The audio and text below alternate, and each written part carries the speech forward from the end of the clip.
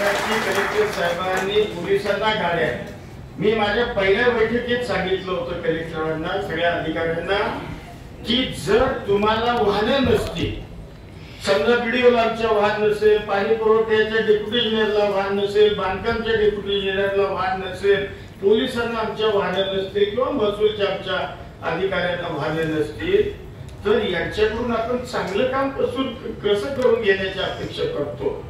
त्यामुळं पहिल्यांदा यांना लागणारे इन्फ्रास्ट्रक्चर देणं हे आपलं सगळ्यांचं काम आहे. ज्यांना कुणाला गाड्या कमी असतील, तुम्ही त्या गाड्या निश्चित अगदी 100% पोलीस असो आणि कुणाच्या राहिल्या असतील, सगळ्या गाडी आपल्याला अधिकार आहे. त्या चांगल्या गाड्या द्या. चांगल्या गाड्या दिल्यानंतर बिचाऱ्या त्या एसीच्या गाड्या आहेत, त्यामुळे काम सुद्धा तुमच्याकडून निश्चितपणानं चांगलं होईल.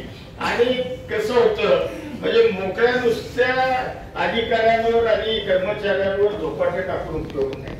त्यांच्याकडून जर चांगलं काम जर आपल्याला अपेक्षित असेल तर त्यांना लागणारं इन्फ्रास्ट्रक्चर देणं हे राज्यकर्ते म्हणून आम्ही असो किंवा कलेक्टर, जिल्हा प्रशासन अधिकारी म्हणून असतील किंवा एसपी आणि आमचे इतर प्रमुख असतील, आम्हा सगळ्यांचं निश्चितपणाने हे कर्तव्य आहे. आणि या कर्तव्यामध्ये आम्ही कदापिही कमी पडणार नाही हा शब्द आणि विश्वास आजच्या कार्यक्रमाच्या निमित्तानं आपल्याकडे देतो.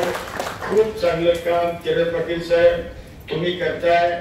निश्चितपणानं काही म्हणजे मला खूप बरं वाटलं की तुम्ही 200 गावांमध्ये एक एक अधिकारी, एक एक कर्मचारी दिलाय आणि त्याला त्या गावाचं पालकत्व दिलंय. त्या अधिकारी कर्मचाऱ्यानं ज्याला जे गाव दिलंय त्याला कुठल्याही विभागाच्या असणाऱ्या समस्या या त्या व्यक्तीनं त्या ठिकाणी सोडवायच्या, ही जबाबदारी एक नवीन पॅटर्न तुम्ही निश्चितपणे, मला वाटत नाही राज्यामध्ये कुठल्या जिल्ह्यात असा पॅटर्न, माझ्या पण जिल्ह्यात निश्चितपणे हा पॅटर्न एक नवीन सुरू केलाय. तुम्ही गोरगरिबांना जे सरकार घरकुलं देते, बिचाऱ्यांना जागा नसतात, काय नसतात, शासन आदेश देत असतं, त्याचं इम्प्लिमेंटेशन काही सगळीकडेच 100% होतं असं नाही, कमी अधिक प्रमाणात होतं. परंतु मला आनंद वाटला की तब्बल 350 लोकांना तुम्ही, की जे बिचारे ज्यांना घर नाही त्यांच्या करता तुम्ही जमीन आणि येणाऱ्या 2 दिवसात अजून 150 लोकांना म्हणजे तब्बल 500 लोकांना त्यांच्या जागेचा, घराचा प्रश्न हा तुम्ही त्या ठिकाणी मिटवलाय. तुम्हाला तुमचं जेवढं अभिनंदन करावं, तुमचं जेवढं कौतुक करावं तेवढं थोडं आहे. आणि बरेच नेते तुमचे म्हणजे बुलढाणा जिल्हा आता पुढे निघाला, निश्चितपणाने पुढे निघाला आणि चांगल्या पद्धतीचं काम म्हणजे मी बघितलं की प्रत्येक विभागाचा आणि प्रत्येक त्यामध्ये असणाऱ्या उपविभागाचा सुद्धा QR कोड तुम्ही तयार केलाय. तो QR कोड नुसता क्लिक केलं तर त्याच्यावर सर्वसामान्य माणसाला ज्या काही गोष्टी असणं म्हणजे त्याला माहिती कुठल्या एखाद्या काय शासनाच्या वेगवेगळ्या योजनांची माहिती त्याला पाहिजे असेल किंवा त्याला 7/12 पाहिजे असेल आणि 8 पाहिजे असेल, जे जे काही शासनाचं जे काही कागदपत्र त्याला त्या ठिकाणी आवश्यक आहे, दुर्दैवाने आपण भोगतोय.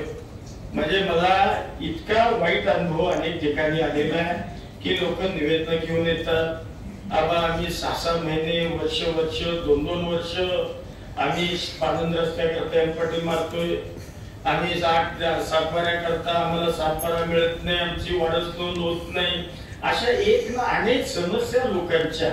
आणि खरोखर म्हणजे मी तुम्हाला कळकळीनं मी या ठिकाणी आवाहन करतो की अरे हे सगळी मंडळी ही गोरगरिबालाच त्रास करायला अर्थ नव्हतो.